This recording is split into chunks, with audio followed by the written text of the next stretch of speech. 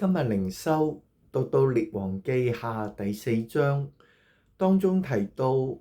以利沙嘅其中一個先知門徒死去，而遺下遺孀同2個仔。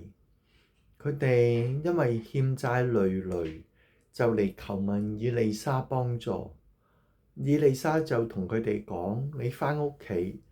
將你剩低嘅少少油倒落去，你盡量能夠揾到最多越多就越好嘅器皿裏面。你跟住就攞嗰啲倒咗嘅油，由一個小瓶1瓶嘅油變成可能幾十瓶嘅油，或者甚至過百瓶嘅油賣咗嚟還你嘅債啦。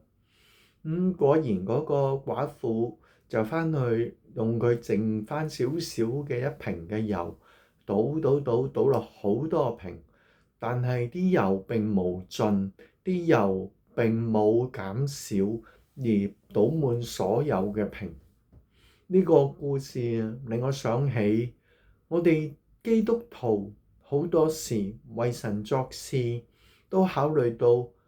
我力量微小啊，我冇智慧啊，我冇呢一個對聖經熟練嘅各樣嘅知識同埋認同同埋依靠啊，我唔能夠為神做到啲乜嘢嘅，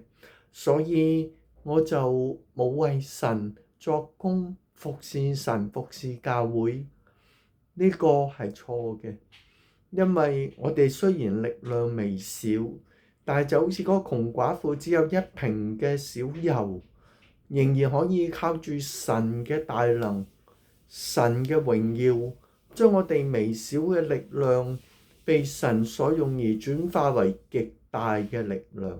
所以弟兄們，唔好小看自己，盡力為神作工，就算係最微小嘅事，神都係使嗰件事祝福多人，願多人得救。奉主耶穌名祈求，阿門。